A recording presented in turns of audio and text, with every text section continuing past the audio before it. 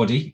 Thank you very much for joining us this evening. I know it's a little bit late. So we've got Ruth Park with us this evening, who's our web coordinator, but she's also manager of a children's therapy team at Lincolnshire Council. So Ruth is talking to us about Mental Capacity Act and DoLS as it applies to England, but I'm sure it will have some relevant learning things that we can put into practice across the other nations of the UK. So thank you very much, Ruth. You're a star. Just to let you know, our next webinar next month is on the 6th of June, and that's at 3:30 in the afternoon. And that's on cognitive impairments and stair lifts.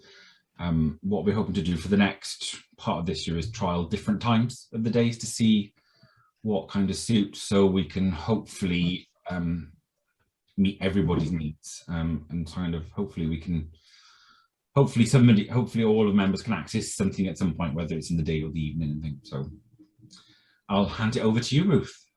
Okay, I'll share my screen. I don't know how good the live captioning will be for. Ooh, not bad actually. Oh, there we go. That's weird. Sorry, I'm going to turn my mic off now. Hang on, I'll just see if I can get. So everyone can see that okay? Yes. So, wanted to start by saying, well, I kind of put it in a caveat. Yes, I'm practice supervisor for children with disabilities in Lincolnshire. And a bit of background to that is we're not an integrated team. So we have colleagues who work in the community health trust who support kind of the developmental needs and in schools, whereas our remit is the home and more of the kind of practical access to essential occupations. So equipment and adaptations. And I haven't branded this as Lincolnshire County Council, which I think you'll understand as we go through. This is what we're aiming towards. This is what we're thinking about. But in talking with colleagues, everybody's saying the same thing, is there isn't a lot of information out there. And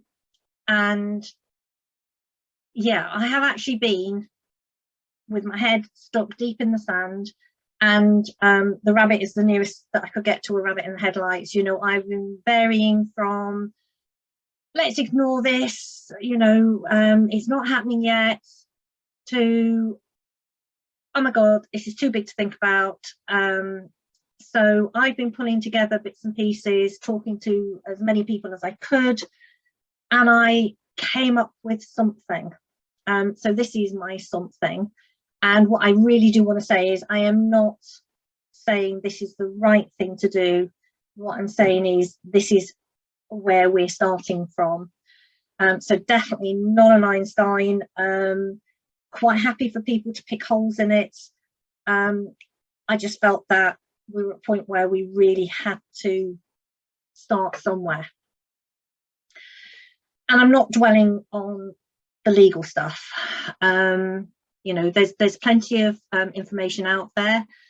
You know, the Mental Capacity Act has been around for over 15 years. The problem we've had in my team is we've known it's there, we've paid kind of attention to it, but we feel that now we're in a position where it's really coming to the forefront and we're being asked to evidence things. So kind of the key things from all the information I'd gathered was about the judgment from Cheshire West, which is, are they subject to continuous supervision and are they free to leave? And then the next thing is really that key question of capacity, and it's working out where the capacity can be gathered from, how we get it, and then also the level of restriction. And then we come on to the liberty protection safeguards, and you know, we all knew it was coming in, and then we had COVID and it was delayed. And as I understand it at the moment, we're in a position where it's finally out to consultation, and I understand that consultation is due to finish in July. And I was very tempted just to kind of, every time it's been delayed, every time it's been, oh, you know, there's something else you need to be worrying about, putting it back on the back burner. And at the end of the day, I thought, you know something, it's all going to come and it's going to be uncontrolled, and you know, you're going to be asked questions. So I thought, yeah, just bite the bullet and go for it. So this is my version of what we're hoping to do. So the aim of the presentation is literally to tell you what we're doing. It may be the right thing, it may not.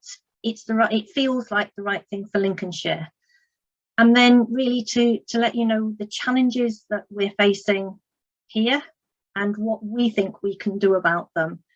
And I'm pretty certain that a lot of the challenges will be shared, but it may be that actually you've already got things in place and you've resolved your challenges.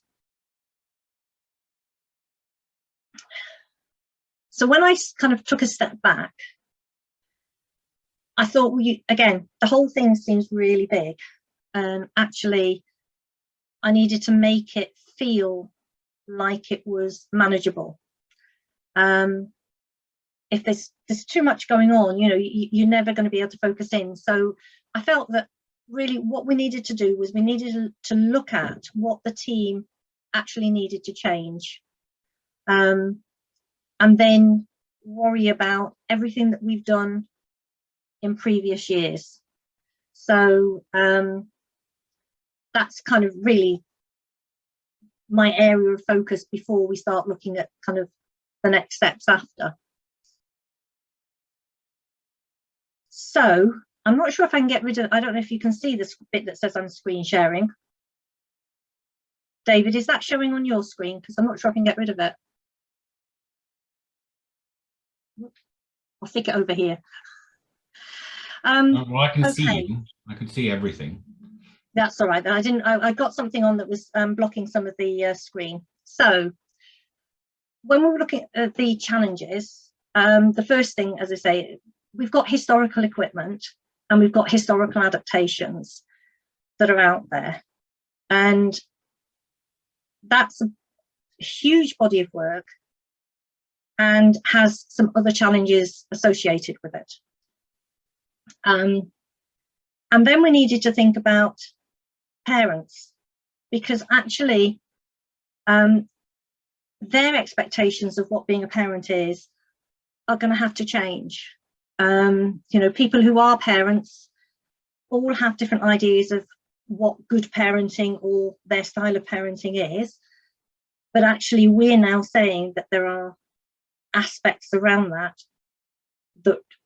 we have expectations of them. And then it comes down to kind of evidence. How do you demonstrate your thought processes, how your professional reasoning is going to be presented if somebody's looking for it? And that kind of goes alongside, you know, I would presume I'm preaching to the converted here, but, you know, that voice of the child, you know, and having that as a thread throughout our involvement with children and young people. So we need to really be kind of able to clearly state their thoughts at every stage of the process. And then it is, how do you turn that ship? You know, I've been with the team since 2005, and we've been happily chugging along, enjoying, you know, a very safe feeling area of practice. And this feels like it's a big change of direction. So we do need to kind of work out how we support the team in the changes and making them feel comfortable and secure in their practice. That's now. So I decided to start as we should do, with kind of a strengths-based approach. And I took a look at what we've got in Lincolnshire. And the first thing is, we've actually, I don't know how many people use Mosaic, but that's our record system. And we were very lucky when we transitioned to Mosaic in 2016, well, in the 2 years in the run up to it, we were able to actually design our own workflows, which I know not every team got to do. So we feel that when we're going and looking at records, the information is in there. So we know where to go. We've actually still got access to the previous system. And for some young people, we've still actually got access to the paper files, which we used prior to the, so it was paper files, then something called ICS, and then Mosaic. So we know where the information is. And within that record keeping, we've got our paperwork, and we have quite a thorough initial assessment. We've got seating assessments, risk evaluations. We've got various forms and templates that we can use to record or guide the gathering of information. But we've also, to back that up, we have standard operating procedures in place, and they are simply the how-to guides. If you are ordering a piece of stock equipment, how do you do it? If you're ordering non-contract, how do you do it? So we know that anyone coming into the team can follow those processes and not miss out steps. Well, as long as they follow the processes. Obviously, some people do go off piece a bit, but in general, anyone coming into the team wanting to do individual pieces of work will know what we expect from them. And in supporting the prescription of equipment, we set up a specialist equipment panel, and that really, we focused that on the unusual items that we prescribe. So a stair climber, we don't do kind of that many in a year. So we asked for that to go to panel. But what we did was we actually included all beds in that panel, thinking about the risks that are associated with prescription of beds, with entrapment, and already considering things like, is this over provision? Do they need a cot bed, or would a profiling bed work? So that specialist equipment panel is an MDT panel. It has someone from the equipment contract, myself, my health OT equivalent, and also we have a children's nurse on the panel. So although most of the equipment that goes to panel comes from the Children with Disabilities team, actually the decision making isn't just held within the Children with Disabilities team. So it's robust, it meets every 2 weeks, and it's really made people think about the professional reasoning that underpins the information that they're providing. We also, alongside all the other standard operating side of things, we've introduced some peer reviews, and these really go along with the adaptations process rather than the equipment process. So before any request for adaptation is provided, actually the content of that is peer reviewed. So anything that could be misinterpreted or doesn't really kind of clarify exactly what's wanted, we're making sure that that's picked up before it's sent across to the district councils. And then when we get sets of plans come through, again, there's a peer review process. So someone will discuss their professional reasoning, talking about the plans that have been presented. And in that, we're now beginning to bring in the consideration of whether or not it's actually a restricted practice, or if there's anything that we could do to reduce the level of restriction. Alongside that, we've got advice leaflets, and I'll be quite honest with you, we saw that, I think it was Croydon Council had some. We thought they were a really good resource, so we got in touch with them and asked them if they minded if we replicated them in Lincolnshire. So we took kind of the broad themes that they had and made them relevant to the work, you know, kind of the children that we're supporting. What I would say about those is I read one of them last week and thought, well, that doesn't actually sit with our approach now. So, you know, one of the things we've identified is we've got a resource, but it was presenting the idea of door locks, stable doors, things like that, in a way that doesn't really reflect how we're trying to approach them now. So another piece of work that needs to be done. And finally, there is an existing DoLS panel. Now, again, absolutely honest, we have not utilised this as yet. But my understanding is that if we have a need, we won't have our own panel. We will feed into an existing process that's set up and working to support our colleagues.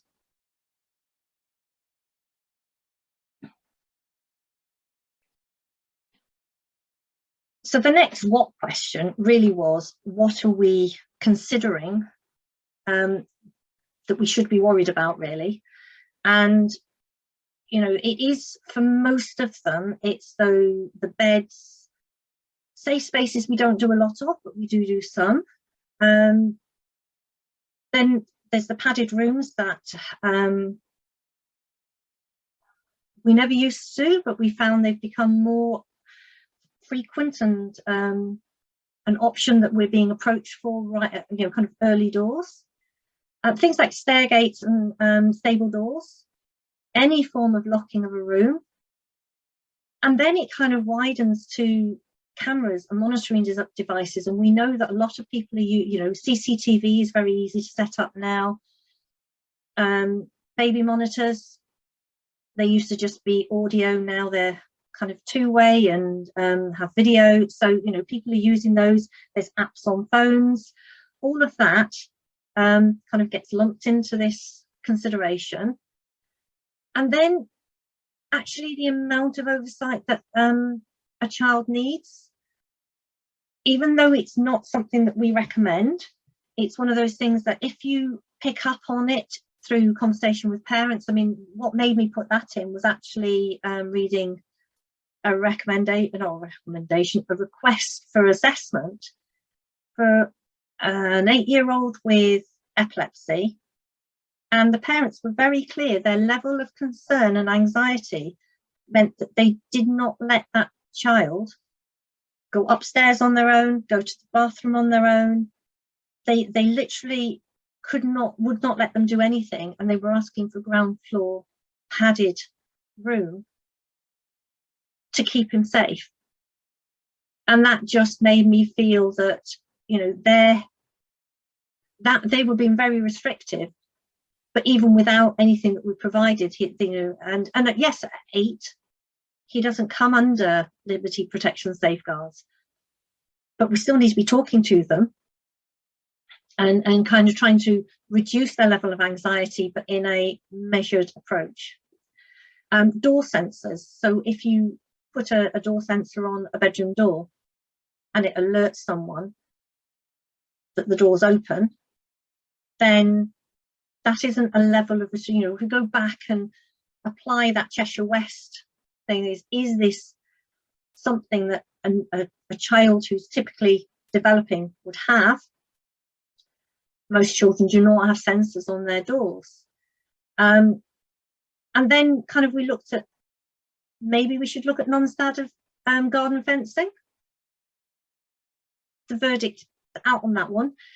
Sleep systems. Now, that's not something that my team do. That's something that sits with our health colleagues. But on the other hand, should we be considering them? And then there's the Houdini suits and scratch mitts that, you know, prevent children accessing their bodies or kind of hurt it, self-injuring themselves. They are also a form of restrictive practice. So we're kind of adding those in. We came up with car harnesses. And then it went on to the postural seating systems. You know, should we be considering these? Shouldn't we? So, I mean, that is just part of the list that we came up with. And I think that was one of my rabbit in the headlights moments. You know, I was feeling okay when we looked at the practices we had in place that I felt were kind of a place to start. And then you go and you look at this and you think, how can we manage all of this? And please do shout up or put something in the chat and David will pick it up if you've got any specific questions. So to try and simplify it, I just ask the team to say, you know, is this practice what is expected for the majority of 16-year-olds? You know, I've tried to keep it as a simple question, and it doesn't matter if the child is 5, 13, 15, ask the same question, because for the 5-year-olds, we don't want them to be doing the same thing at 16 if it is something that is going to be a problem at 16. So it tells us that we need to kind of move forward and try and resolve that. And obviously, if it's a 16-year-old and it's something that's not expected, then we need to kind of address that in the best way possible. So kind of two very simple things was, yeah, most 16-year-olds choose when they want to go into their rooms, if they ever want to leave their rooms. You know, it could be they come in from school, straight into the bedroom, and you don't see them until they kind of wander down, raid the fridge, and then go back again. But they have that choice. And then a question that someone asks is about the children who go home, placed in postural seating, and they sit and they watch TV, they have their meal, they play, they do homework, they do whatever they want, but they just stay in the same seating system. And it kind of comes down to understanding, and this is where our holistic assessment is key, is understanding the level of choice they have within that. So, you know, you may have a child or young person who just comes home from school, crashes out on the sofa, binge watches whatever they want to, eats their meal there, and that's fine. But they have that choice. So the discussion would be around, is that young person coming home, sitting in front of the TV and not having any choice as to whether or not they stay there, what they watch, how long they watch for? You know, it's that type of understanding of the family dynamics and the occupations that they're doing.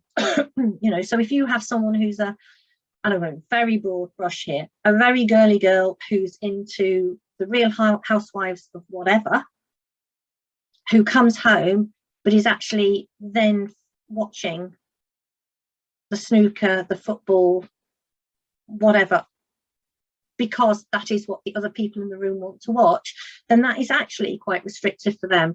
So we're needing to understand the bigger picture, rather than are they just coming in and sitting in their seating.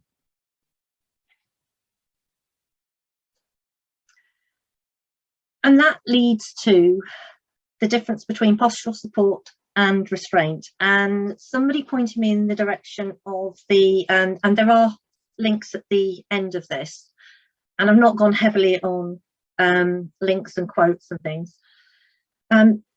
This Resner paper, it's 2013, so it's quite old, and it is American, but they kind of provided it to me, and I looked at it and read it a couple of times and thought, well, that kind of makes sense to me. So I would recommend, if you get to the end of this and you think, well, they're kind of heading in a direction that feels comfortable, it's worth looking at.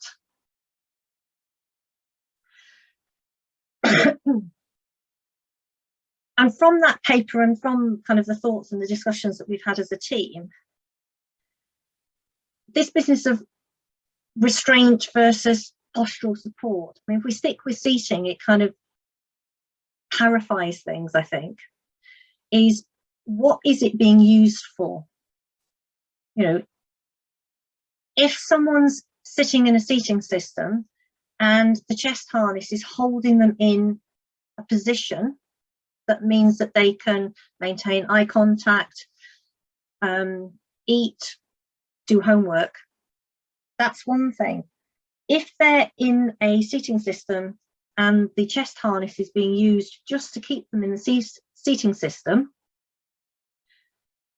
then that's got to be looked at in a little bit more detail. So if it's there simply to restrain them and it's basically used all the time, then that's a clear-cut restraint issue. But what I've been kind of reading and trying to understand a little bit more is, what if it's used for a child who will not sit long enough to eat? If it's used within that kind of scenario and only used for that, then is that still a level of restraint that we're worried about? So it's this business of kind of, is it supporting a functional activity or an occupation? Or is it simply being used as a convenience? Or, which I'll come on to, is it simply used because that's what was put in place when they were 5 and it's simply been replicated over the following years as they've grown and developed? And there is the, and I never know how to say this, but I'm going to go with Ferriera criteria. And, you know, this is a link that I would follow. And what that simply says is, if you had 2 people, children, doesn't matter, with exactly the same condition and needs, and the one had capacity and one didn't, if you would use that potentially restrictive practice with the person with capacity who can indicate their consent, then actually it's not restrictive on the other person. I don't know if that makes sense to people. I'm probably not describing it in the best way, but it is basically saying that you don't just have to say that's restraint because the person doesn't have capacity. And I would have a look at, I would encourage you to have a look at that. It's, as far as I'm aware, it's the only kind of legal guidance that's out there. But we've, you know, kind of that reflects the Resner paper approach as well. Because that's what that's saying is, it's why you're using it is more important than the fact that you're actually using it. And that sometimes it is required, and it's that evidence need that supports the use of that particular potential restraint or restrictive practice. So that kind of brought us back to, well, we know that the things we do are essential. You know, they support children. We know that. It's all anecdotal. We've observed it. You know, we've kind of had this practice over a number of years. And so going back to our practice, we looked at the outcomes that we're working towards, so the identified needs and the intended outcomes, but also looked at our equipment provision process. And really what we have said is we need to strengthen is the clarity of where we put our intended outcomes. So yes, seating will promote activities, but if we're doing a different harness, we need to say what that harness is going to achieve.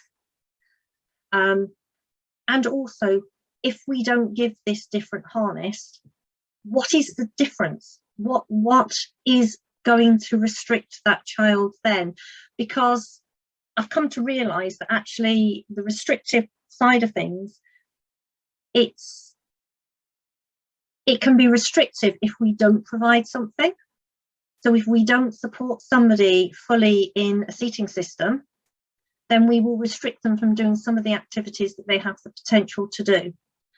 So it's 2 sides of a coin. Whereas before, I think before I started this process of trying to unpick everything, I was very much on the everything's restrictive. If you've got a harness, we've got to look at why it's restrictive. But actually, if you didn't give someone a harness and they couldn't sit in a good position, you've restricted something else. And I think one of the things with this is we're going to be trying to explain this to people who are from a very different background. You know, colleagues who have come in and said, you shouldn't be using this. Well, we've got to have the words and the ability to explain our thoughts and processes. So that's some of what we're trying to build within the team.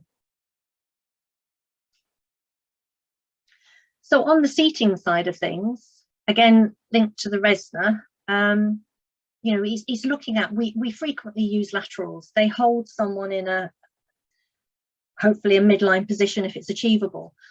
But actually, excuse me, why do we do this? Well, we're doing it because we know from evidence that that actually is good for your posture, but improves lung function. It also improves your gastric function and so many other things, but I couldn't fit them all in.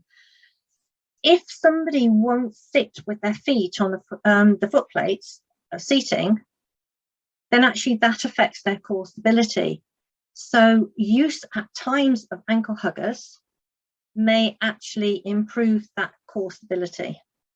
And I would say that kind of also links in with the skin condition, because if somebody's we use anterior pelvic support and that prevents kind of sacral sitting and can affect your skin condition. Well, that's the same with the ankle huggers. You know, if they're just constantly slouching down, that could be an issue. You know, the harness links with the posture, you know, and if it's there to support whilst they're doing an occupation, then that use in our interpretation is that it should, you know, it is allowed. It's not something you should worry about. And again, from the reading, I'd kind of not really thought of tilting space as a restrictive practice. But actually, if someone's in a seating system or even a shower chair and you tilt it backwards, you've actually increased the level of restraint. So you know, as I say, I had to kind of take a step back and look at it and think about it. But actually, we have that reorientation. Distribution of weight again helps with pressure relief. For some people, pain management, and for somebody who's got high levels of fatigue, that being in that near 90 position can actually be hard work. So it may be towards the end of the day or when they're feeling particularly fatigued, having the tilting space option may mean that they can spend more time in the family room with their family rather than having to go back to their bed and, you know, kind of rest there. So it is that balance of when's it being used, how long is it being used for, and why is it being used. Wristbands is included in this Resna paper, and I think this is one of the ones where I think we have to be really, really robust with any decision making. And also, I don't see this as being a decision that the occupational therapist would be making on their own. But I can see their point that actually for a child or a young person who's self-harming, it may be that at times a wristband is something that means that the level of oversight from adults could be reduced. So you're kind of balancing one level of restraint against another. And, you know, we have to bear in mind that, you know, that these children may be in families with other children with disabilities or a single parent, you know, who can't do 24/7. You know, they need to be able to step away, maybe answer the door, prepare some meals. So these things need to be considered and balanced against the other aspects that we understand. So it does come down to that age-old thing that we all know, that if it isn't written down, it didn't happen. You know, if you don't write down your professional reasoning on this, there's no evidence that you have even thought about something.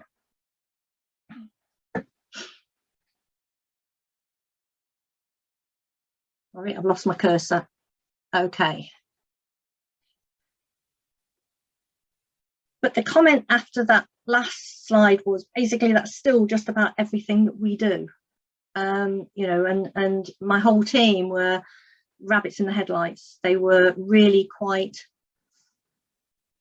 anxious about what they felt we were going into. So what we tried to do was limit it so it became manageable. And this is where I kind of will go very strongly on. This is what we're hoping to adopt as an approach. It's never been tested in the courts. You know, this is just trying to make it manageable. So as a team, we can move forward.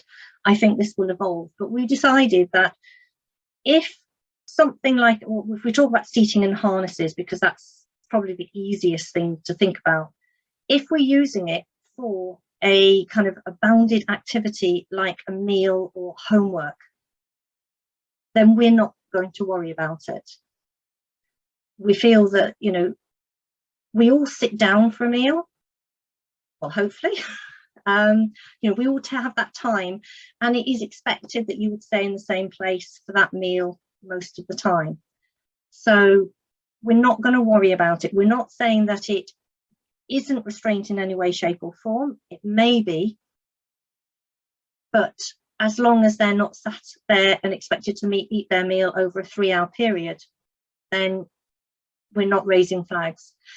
Again, personal care, going in the shower in a tilt-in space shower chair, as long as they're only in that shower chair for the length of time it takes to complete that personal care activity, then we're not considering it to be something that we should be risk evaluating and flagging up as restraint.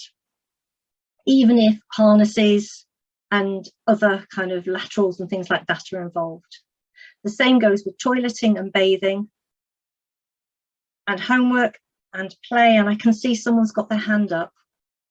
That's me, Ruth. We've had a question from Sally Ward. Ask, would a harness not always be a restraint on the basis of the person is not free to leave? But this is what is coming back down to that Resna and the Ferreira, whatever it is, ruling. It is the intent of what does that harness do? So if you are putting a harness on just simply because they had a harness on the previous chair, that's restraint. If you're putting it on because you have evidence, maybe you've been working with physio colleagues, you know, that actually to support them is a harness is needed, and the harness is used for activities that are related to that. I mean, you know, I'm not saying put a harness on at 9 o'clock in the morning, 8 o'clock in the morning, and it comes off at bedtime. But if it's needed for breakfast, it's needed for schooling, if it's needed for watching TV, actually if we say you can never use a harness, you are restricting them from accessing some of those key occupations. So what we're trying to do is unpick when the harness is used, rather than saying, this is the chair, you have to use the harness with it. Okay, David? Me again. Kerry Jefferson has shared a link to, there's I believe a document reducing the need for restraint and restrictive intervention at .gov.uk, and that's the link. And also Sarah shared the link to the Resna paper that you were talking about, Ruth. Yeah, that is it. That is on the end of this Oh, fantastic. as well. But yeah, it's what we've done is we've basically tried to make this a manageable problem. And, you know, we fully accept that it may be then in a few years' time that actually our approach, you know, there's legal evidence that says, no, this is not the right approach. But I think it's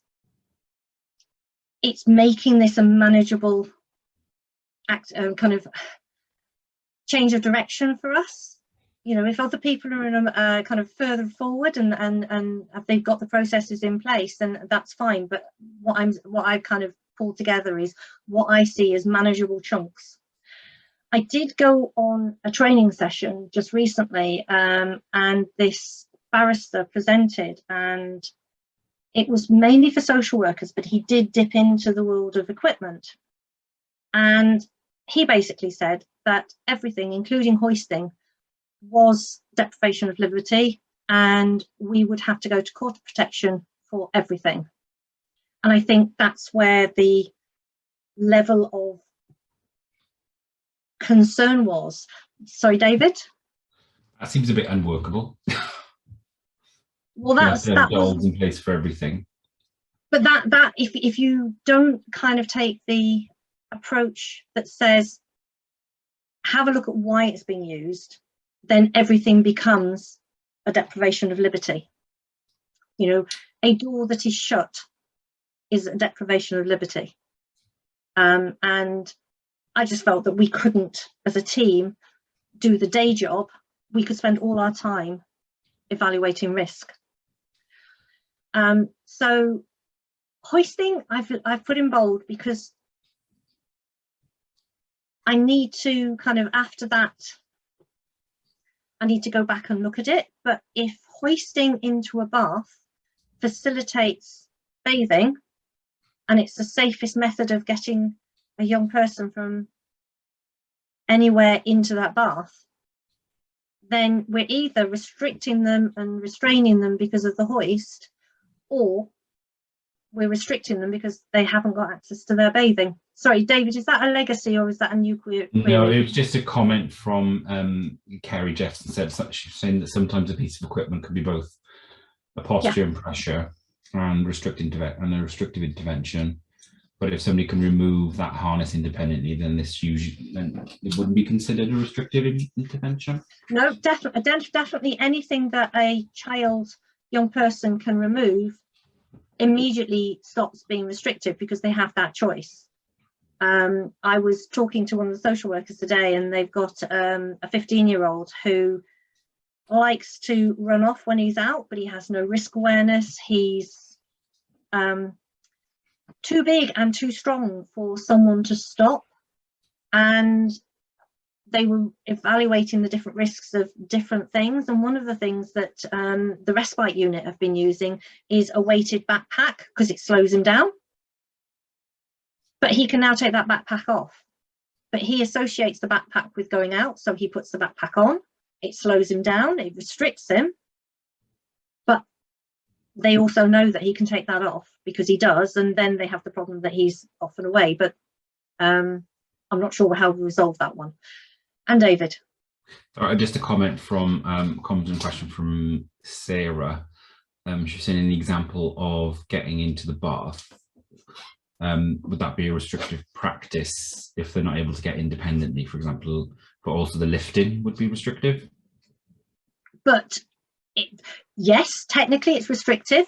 What do you want? Do you want to say you can't have, and this sounds quite kind of harsh when I'm putting it, because you've got a choice. You either say we're going to hoist you into the bath, or you can't have a bath because no one can get you into the bath because it's not safe for manual handling.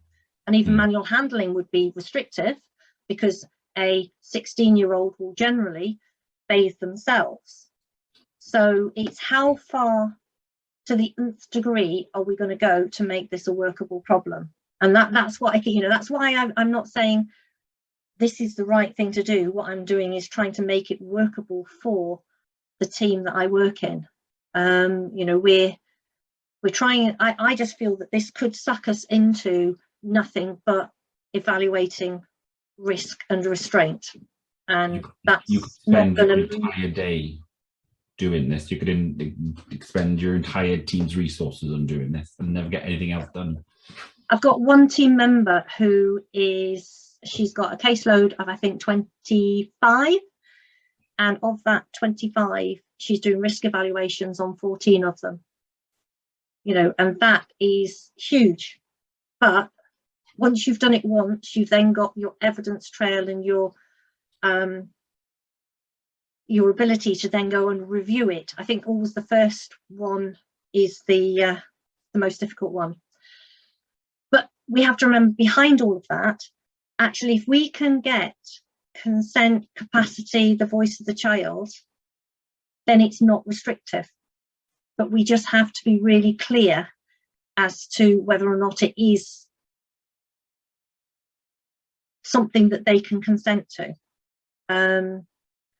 So we're kind of looking at, and this is, again, it's a proposal, we haven't made it a definite, is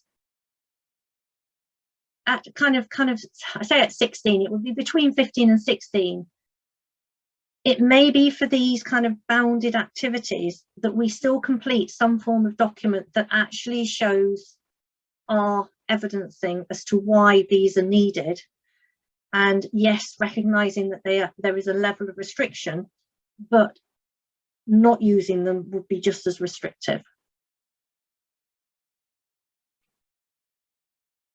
I thought it might be a bit contentious, but and this is the thing that worries me the most, I think. Habituation.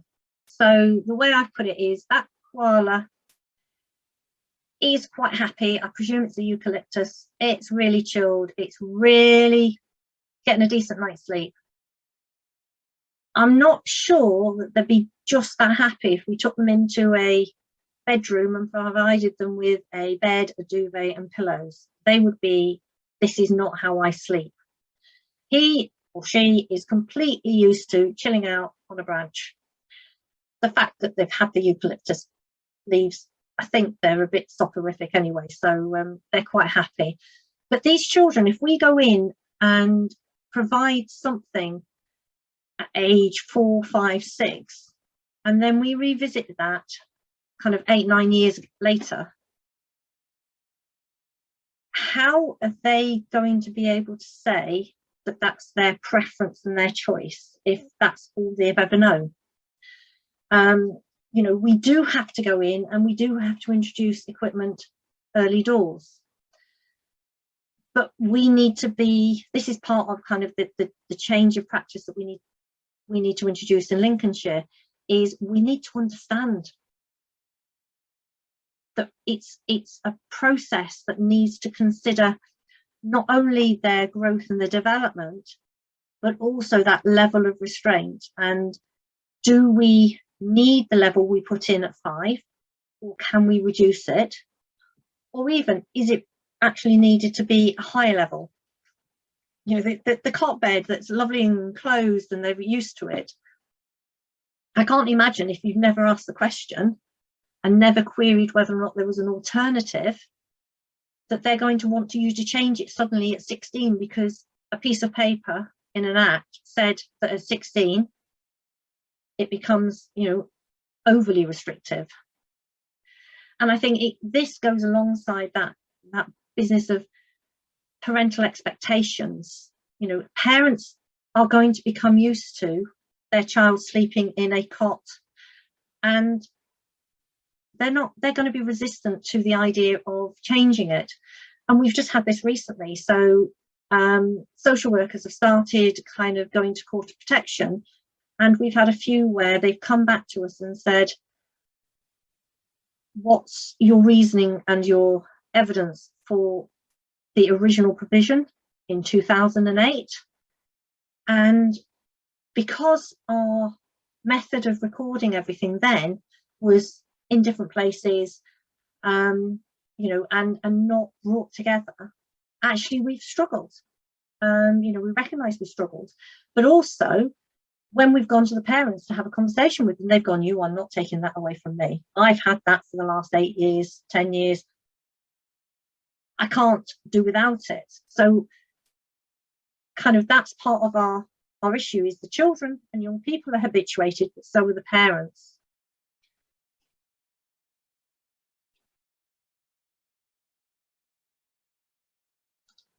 So we're kind of, when we're dealing with the kind of the review side of things, we're going and saying, you know, are we sure? Are we absolutely sure that any response that appears to be consent or capacity is truly that, or is it habituation? I just think it's so difficult to unpick. And, you know, in the interim from provision, have we worked to make sure that the voice of the child and understanding capacity has been done? That's a piece of work that we possibly did before, but we certainly didn't record it robustly enough. And then for the parents, we really need to be able to evidence that we've supported them in making the changes as it goes on. And that's not as my team do not have a therapeutic remit. So this definitely is a challenge, because what we've got to do is evidence that we've signposted and supported parents with information and advice, but we're not going in there and doing the direct work with them. So that is a challenge that needs to be kind of considered and worked out. And then going back to, this is kind of going back to what the team asked me, it's like, you're talking about evidence. What is our evidence? And it comes back down to the initial assessment. We do have seating assessment form, risk evaluation, and I'll come back to, as I say, come back to that. Any moving and handling documentation. You know, the moving and handling documentation includes the reasons why somebody is hoisted rather than does an independent or an assisted transfer. So that is part of your evidence package for why you would be using a hoist and a sling. You know, we have the information sheets on some of our items of equipment. Maybe we need more, but if we provide a bed, we give parents and carers the information that says when that bed should be used, and especially the cot beds, it's very clearly stated that, you know, you shouldn't be using it during the day with the, you know, to kind of keep your child safe. That is not what it's for. On the other hand, we do have some children and young people out there who like their beds so much, when they get into either they're tired or they're overstimulated, they may choose to go into the bed and actually pull the doors closed. That's choice. That's not restrictive, because as long as they're pulled closed and they're not locked by somebody from the outside, they may choose to spend their time there, but it isn't necessarily restrictive. It's their choice. Our record keeping, you know, we just have to make sure that our record keeping is robust. And what we've done recently is we've redesigned some of our record keeping. So actually now we have the key information around this. When it comes to it and someone asks us, we can go to the exact document and we can evidence the development of it, you know. So the initial risk assessment followed by, or evaluation followed by the follow-up reviews, or the initial seating assessment followed up reviews of that seating. So we're trying to make sure that if we're asked a question, we can give the answer without having to read every single thing that we've written for the last 10 years.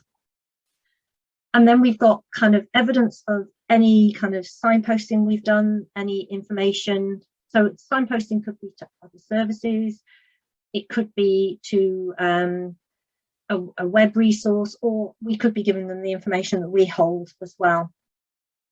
And then we've got input from other services. So it is that discussion with the wider MDT and physios, definitely when it comes to the postural side of things, talking to the wheelchair service about what they're providing, you know, talking to school. We've got a whole range of people that we can gather information from, as well as signposting too.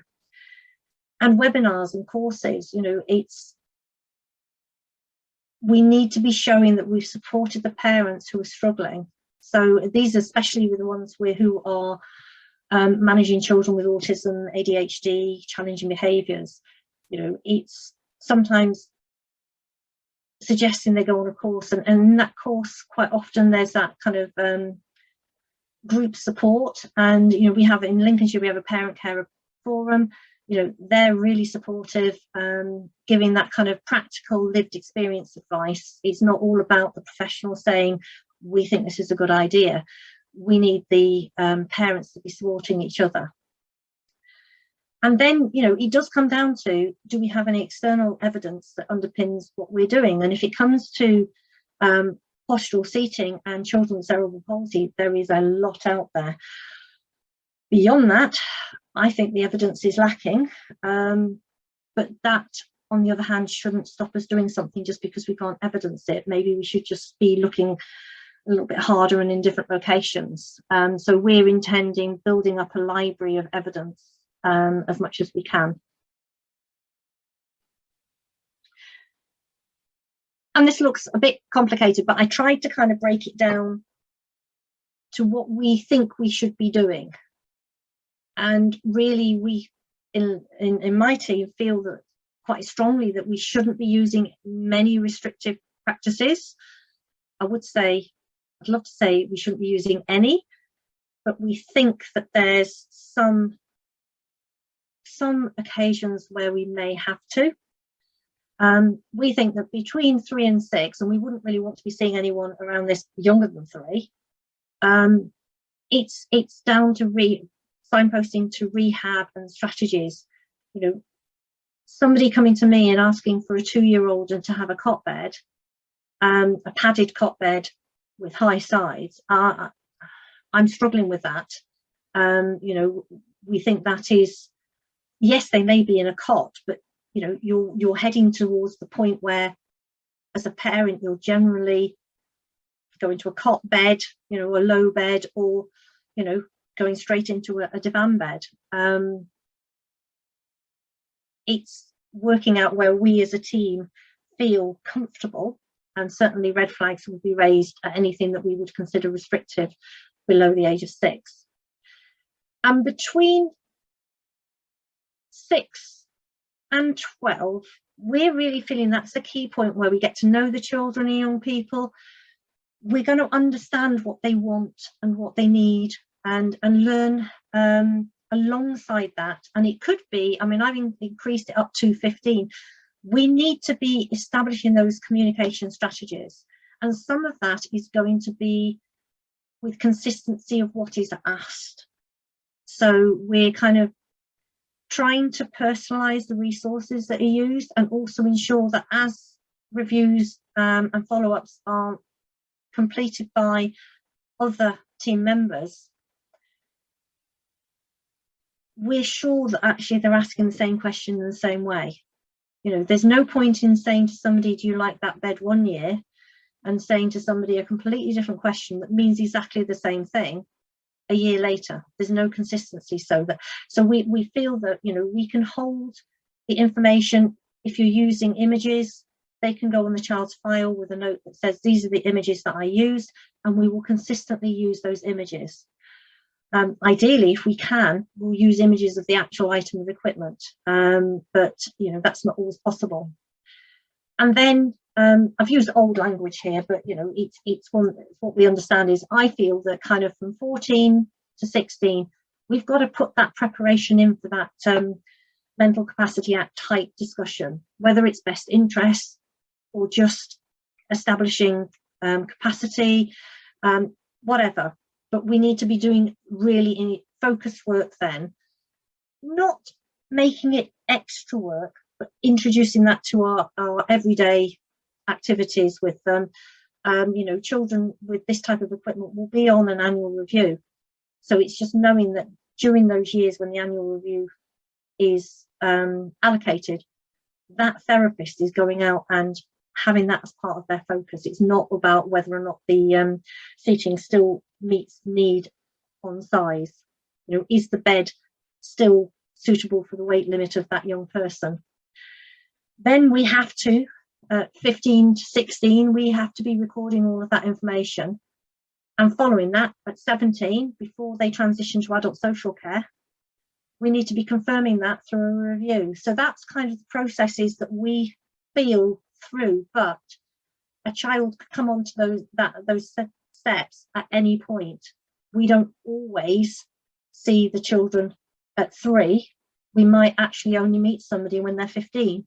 So you know, if they're 15, how are we going to do all those other bits in a very contracted space of time? You know, if Lincolnshire has a fair number of kind of transient populations due to the Air Force and the Army.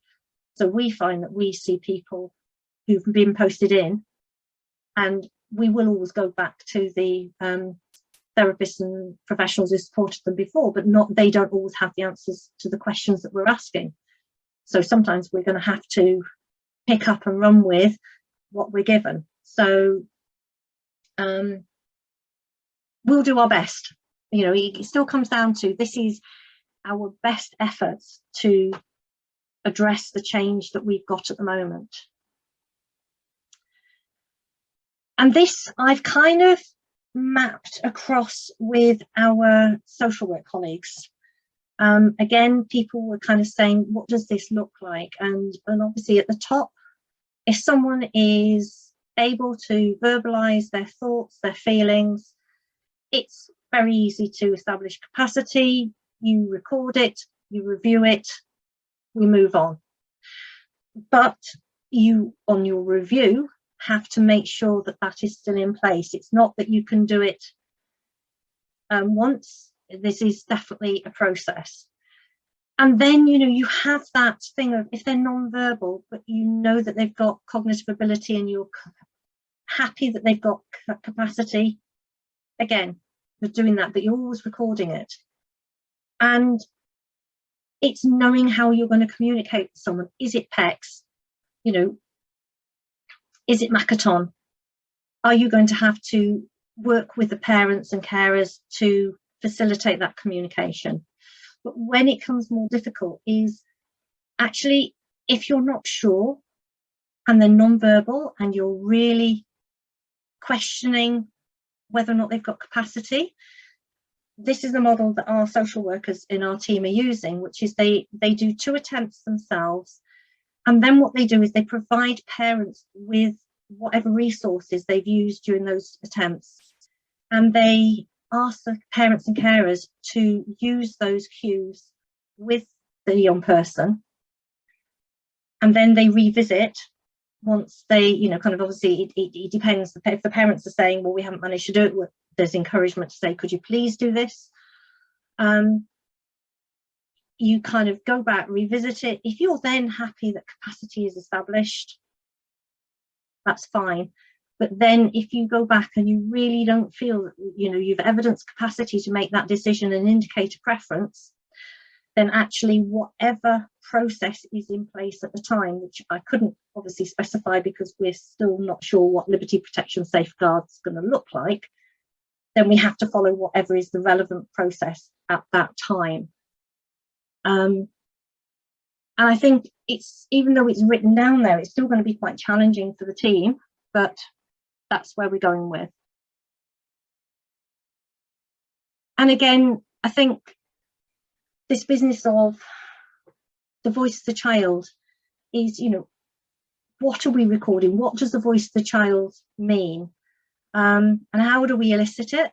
You know, we have to be providing people who come into the team with information, advice and support on how to do that. It's not something that is necessarily taught at university, and a lot of people kind of come into paediatric work and are like, okay, how do I do this? You know, it's quite a challenge when it's somebody who's non-verbal, but it is possible. And then going back to what I mentioned before, is using our electronic records to actually have the same resources year on year. And, you know, you don't use them blindly, you review them. If they're still appropriate, use them. And, you know, kind of in your evidence, you're going to use your analysis. So this leads me to understand that, so was their body language indicating that they were very relaxed in that seating in the bath during hoisting? Or have you observed them in a different location and you're seeing the same pattern of behaviour? You know, we don't always get to do that, but, you know, we do try and work in the short breaks units and in the schools. So COVID has impacted on that because we didn't have access a lot, but, you know, that's the intention, is to work with colleagues and really understand that child's presentation. If we're knowing what their responses are like, then actually we can kind of unpick and understand a little bit more.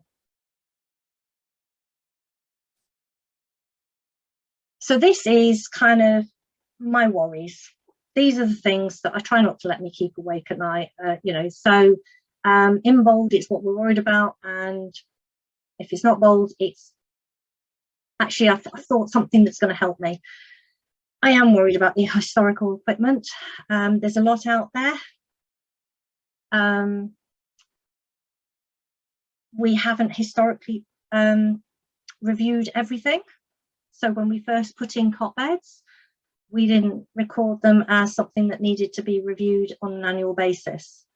We asked parents to get in touch if they felt there was a need to have it reviewed. So I know that there is a population out there who are not on my review list. But we do have our community equipment store who we have NRS at the moment. So I've actually asked NRS to produce all the information about any cot bed that's out there, any profiling bed that's out there for someone all under the age of 18. And also I've included in that hard rock seating, because I think the only reason we would use hard rock seating is really for someone who needs a level of restraint and restriction for their own safety. So that is definitely something that I'm looking at.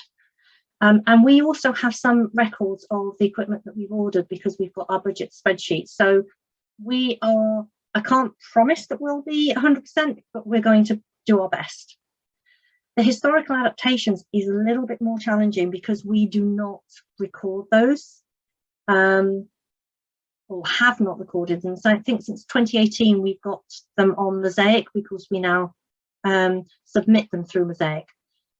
But actually I've been doing some DFT research or some adaptations research, so I've actually picked up some bits of information that I've, through my research, stored, so I can use it for this. And the parents, and I do think that, you know, going to someone who's 15 who's always had a cot bed and asking their parents to look at not using it, that's going to be a challenge. And we may have to be compromising on that. But certainly if you're going and putting something of that level in for a 5-year-old, then the conversation has to start with, we are trying to reduce the need for this. We'll put it in now because it's assessed need, but we are coming back and we are re-evaluating it and we're working with you to reduce the level of need. And then, you know, we do need to evidence it. And hopefully kind of the bits I've mentioned before show that we're putting that in place. And again, the evidence for voice of the child, I think, you know, we're building that up within our practice. And we want those personalised resources because I think that's going to be strong evidence when we go to court of protection if needs be. So what are we doing? We're looking at what we think is relevant. We're looking at what we've done. We're still reviewing the forms that we've got. We're updating our standard operating procedures. You know, we're constantly, well, I say constantly, annually we're reviewing them just to make sure that they meet with what we're trying to do. I think one of the big things we need to do is create those resources. It's a bit patchy, so as people are getting involved with reviews and prescription, we need to be using that to strengthen the kind of offer across the team. Resources to support parental understanding, I think is big. It's not something that I've even kind of started on. What that looks like and how we present it. Should it be a video? Should it be leaflets? I don't know, but I think it's something that we need. That when we start talking about this, there's a resource that before we even kind of put in that prescription, that conversation needs to have started. And also we need to be looking at our practice. When I started in this team, we didn't do beds. We now do beds as routine. So have we just become habituated to the provision of beds? So we need to kind of review and reflect on that.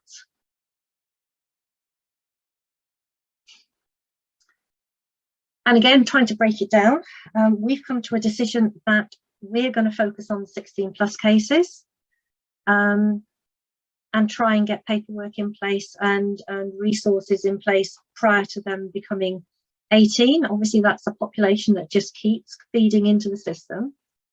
We are adopting our updated processes. You know, it's not enough to say, well, we've done it this way, we're going to carry on doing it this way. And then once we've kind of cracked the 16 plus cases, then we're going to start identifying the rising 16s, with all the background remembering that we have got these updated processes. So at some point we should be unlikely to have a 16-year-old who hasn't had the full process of information to parents, voice as a child, and all the rest of it. And I'm just touching on this because I think this is the most key change to our process, but we don't have time to go into this within the presentation. But actually we've updated and introduced a new risk evaluation form, and we evaluate two things. We evaluate the risk of injury, because that is what parents are usually most concerned about, and that might not be injury to the child, it could be injury to a sibling or a parent, and the level of restriction. And what we've done is, it used to be that we only use this form occasionally, and we only used it to assess the risk of injury. But actually now we've adjusted our processes, we realised that actually we were looking at the wrong thing, and so we've broadened it slightly. And I'd say so far so good. It's only the last couple of months that we've kind of been using the final version of this form, but it helps interpret the options that are available. So it's something that goes through and says, what's the situation now? What are the options that you could look at? And then it does have a numerical score. David. Sarah asks, it's in relation to beds, how frequently is or has your service been providing cot beds for children who are mobile? Who are mobile? If cot beds are probably mostly used for children who are mobile, because they are, you know, if they're not mobile, why would we be providing something with, you know, the presumption is they're overly mobile and they're at risk if they get out of that space, and the risks, associated risks, were not managed. So I couldn't tell you what the percentages are or how often we do it, but what I can tell you is that currently we have a waiting list, and it's about just over 100 at the moment. COVID hit us hard. COVID was awful. The 5 maternity leave that we had to cover during COVID was lovely. They're lovely little babies, but it did really impact our ability to meet the needs. So we do have this 100 children approximately who are waiting. A third of those are highlighted as having challenging behaviours. So I'm not saying all of those would get a cot bed. What I'm saying is it's become a significant reason for referral into the service.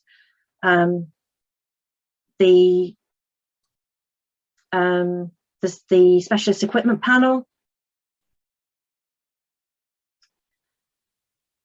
It meets twice monthly. I would say every month would probably have some version of a profiling bed on it.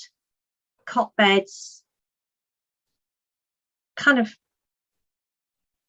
1 every 2 months, hopefully at the most.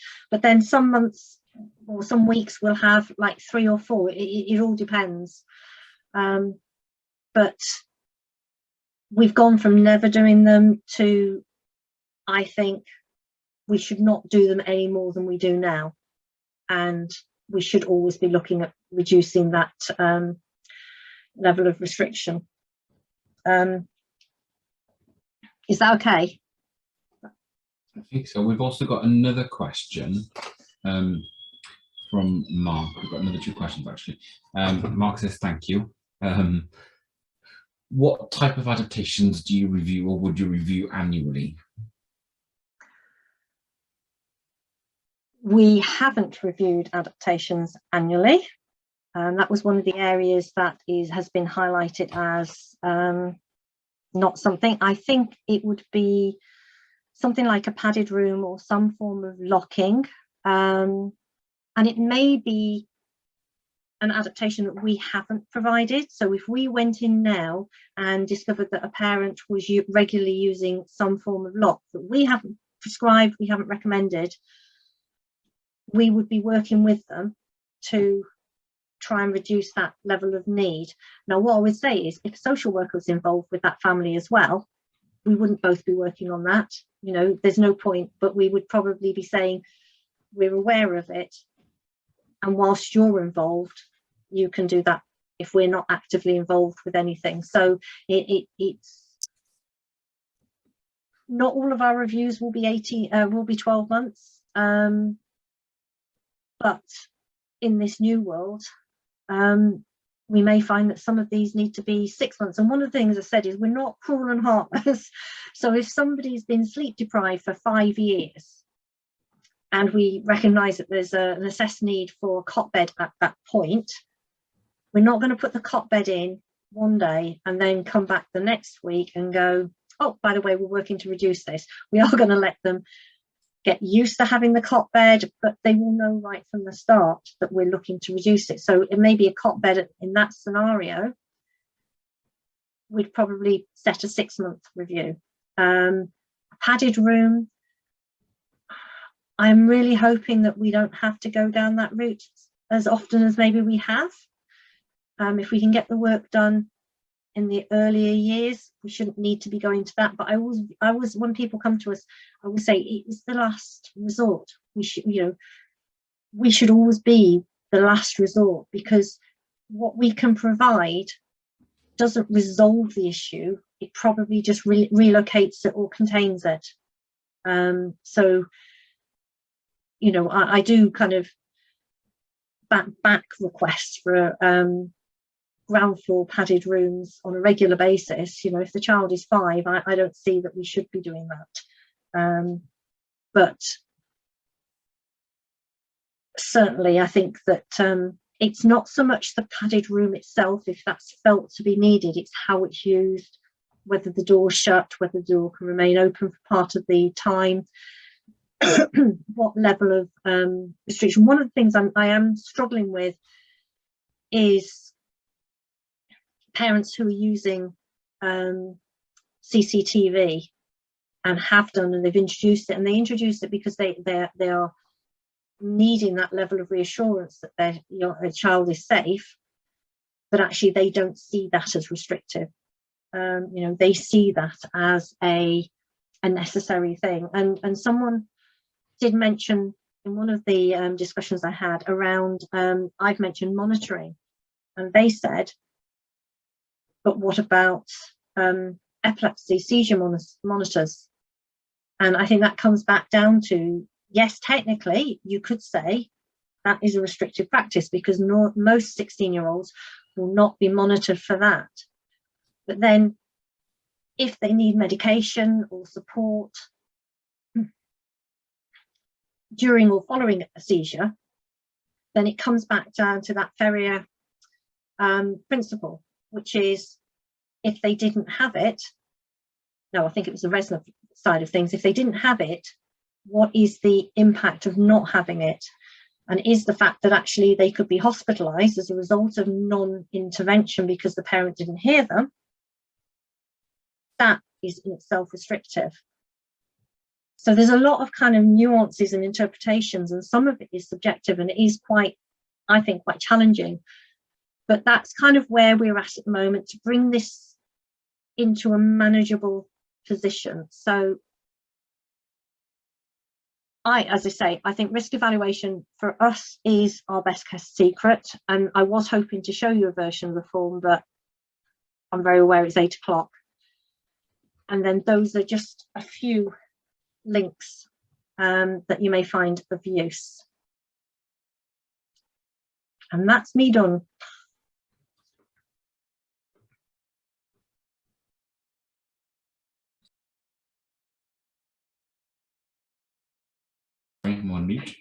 Thank you very much, Ruth. We did have 1 or 2 other questions, quite a few popping now. One from Sarah was around beds. She was asking how are beds funded if there isn't a manual handling component? We don't differentiate between the reason. As long as there is an assessed need that is evidenced clearly by the occupational therapist, or for beds, it might be a nurse, that they would provide them for medical needs. We don't separate the funding for that.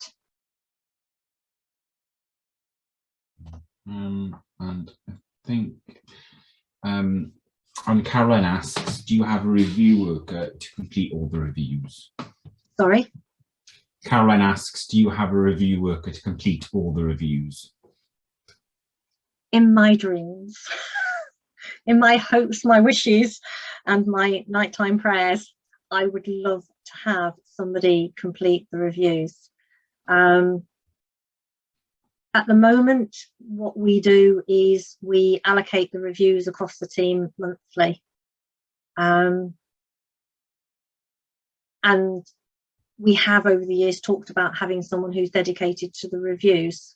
But when you've got a waiting list, actually we need all hands on deck. And one of the problems has been that sometimes, so June, I happen to know we've got 22 reviews that are listed. We had 35 in March. Now that would mean that that's one very busy worker, and not all of them would be linked to some form of restraint or restriction. But other months, it may be that we've only got 2 or 3. So it's trying to work out how you kind of dedicate one person who's going to have a very variable workflow. So it seems like a really nice idea, but it's not something that we've managed to achieve yet. And the other thing I'd say on reviews is my interpretation of the risk evaluation and the way it's going is our review list is only going to increase. So people that we wouldn't have reviewed are now going to be reviewed.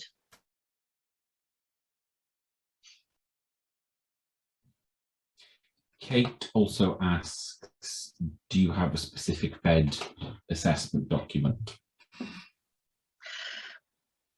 We have a bed rails risk document, and we have our specialist equipment panel papers, which cover a number of items of equipment, but we, kind of it's within that and the guidance that's included within that. So, the bed will talk about whether or not it's there for personal care use or medical use. It talks about the risks associated with cot sides, the height of the sides, plus this kind of formal Lincolnshire-wide document that we have for the bed rails risk assessment. Question from me this time, Ruth. You mentioned beds for medical use. Would that be funded by the local authority, or would that be a health service provision? This specialist equipment panel is across 2 trusts and local authority. But the nurses have their own budget. So when we're making the decisions, the prescriber who's made the request will generally put the request into NRS, and therefore it will come off their budget. But one of the things that is discussed is sometimes the needs are across the whole spectrum. So then we can get into a little bit of discussion as to whether or not it's a greater medical need or a social care need, but we do tend to try and avoid that. And one of the things that's happened is our profiling bed that we use is now it's 50-50 funded between ourselves and the Community Health Trust. So it doesn't matter who puts in that, it's always 50-50. So there's no horse trading going on for the profiling beds. Cot beds, where there's discussion and development work, which may actually be through the development of our new contract, because there is some talk of just pooled budget. So you stop worrying about whose pin it's on, it's just a need that's been supported. But that's not something that's I'm involved in, it's just something that I'm aware of. where the cot beds are, generally be a social care need. But what if they need tubes for oxygen or feed or kind of that side of things? But we're very civilized. We all get on really well. So we tend to, we do kind of have an element of a rotation. We note who paid for that last type of thing and try and make sure that they don't pay the next time. So it kind of rolls. For a big county, we seem to be very small teams that get on and work quite closely together. So open dialogue, I think, is the word. I just want to say a very big thank you to Ruth. Has anybody got any other questions they wanted to ask? Well, I know it's kind of like 8:05 and I'm sure people want to get away and watch a bit of TV and grab a glass of wine. Can I ask a quick question, if that's okay? Yeah, and then I'm going to ask the room a question as well, if that's all right. Okay, Helen. Yeah, thank you. I'll keep it really brief. I was really interested to see your sort of set out there in terms of how you try and evidence the voice of the child. And I was thinking, that's brilliant, really good. So what happens, and have you had a scenario where you feel the voice of the child is that they don't like whatever it is that you've prescribed, but the best interest of the child is that it will minimize risk? And how do you balance those two things? Because is our duty therefore to evidence that we've listened to the voice of the child, but as you know, professionals prescribing, if we feel it's in the child's best interest, for example, a high-sided cot bed, then that's what we'd have to go with and stay with. So is this exercise, and that would be effectively a best interest. Interest. Okay. Yeah. You know, it's got to be kind of, you can't just say that the young person's decision is final, because if they can't assess risk and manage that, then we've got to do it. But we wouldn't do it on our own. It's part of discussion with parents and other involved professionals. But generally, I would say it's not been a huge issue. But then I think that could be habituation. So, you know, can we? Yeah, we've got work to do. Tricky, really Very great tricky. though. Thank you so much. Absolutely brilliant, really thought-provoking. What I would like to ask, and David's probably going to murder me for this, because if the room says no, David's going to be like, really? Did you ask that? There's been some discussion as to whether or not at conference, a bit of a workshop on risk evaluation and how we kind of use it. Is that something that people would be interested in? Yes, 100%. Please, by all Great means, idea. keep your cameras on and your mics on if you want to respond. Sally says And yes, again, definitely. you know, again, what I say is, this is how you do it. This is just blast. All right, David, stick my name down. Well, you committed yourself to running the workshop, Ruth. So no, I could have done something else. But no, it was, you know, there's no point in me doing a workshop if people were like really not that interested. I'll be there, Ruth. I think it's definitely something. You know, I mean, if as you know, as the legislation is changing, and it's definitely something that we're going to have to, you know, we do risk evaluation anyway as part of our daily routine, but we perhaps have to be more. It's being explicit about it. How we document that and how we evidence how we've arrived at the decisions we've done. And I think, as you say, with the rules and legislation changing, we need to be more mindful and be able to actually show that we've got evidence to say, well, this is the reason why we've done this. Yeah. And I think once you've done it once, then it supports the reviews. But as I say, you know, I'm quite happy to run a workshop, but again, it's our interpretation of what we're doing. But hopefully, you know, people have found it useful. Really useful. Yeah. But it sparks ideas for other people, and and it saves you reinventing the wheel. Yeah. Because if you've got examples of good practice, you've kind of worked out some of the kinks and things, then that's what we're all about, is about sharing that practice and hopefully making life easier for all of us. And if that message I just saw popped up from Kerry is actually the Kerry Jefferson from just down the road, definitely. I can't find it anymore.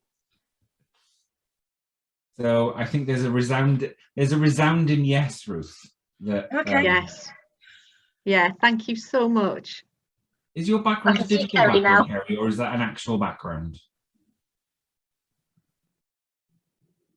I'm unmuted. What was the question? Is your background a virtual background, or is that actually your background? That is actually my background. I'm sitting in my conservatory. That is blue sky behind me. That's lovely. Glorious. Kerry, I've got that too. Yeah, that's what North Lincolnshire looks like.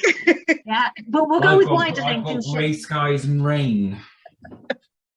You're wrong side of the country, mate. Wrong side of the country. Kerry, Yeah. I will be in touch with you if that's all right. Not a problem. I'm in the office tomorrow. Yeah, I'll email you. I'll write it down somewhere. It'll happen. So again, thank you to Ruth for spending the time and putting all of our resources together and talking to us. And again, thank you for everybody who's come along this evening. I hope you found this particular webinar useful. We will make the recording available. It won't be in this month's network edition because that's already been submitted to RCOT for formatting. So it'll be available from, hopefully, in June's webinar. So the past 4 webinars, you should get links to it at the end of this month. So you can watch those on, if you really want, you can watch some of those back on YouTube. And if Ruth's happy, we did have some questions about whether we could share the slides with the group. I'm quite happy to share the slides. Yeah. So what we'll do is we'll put them as a link in the next newsletter. So you'll have the YouTube link and then the video link and then the slides underneath. Thank you, Ruth. Brilliant. Thank you very much, everybody. Yeah, take care. thank you so much. Thank you for coming. Hope to see you at the next webinar. Yeah. Take care, everybody. Thanks very much. Bye. Bye. Are you staying on for a second, Ruth? Yeah, I think I will do.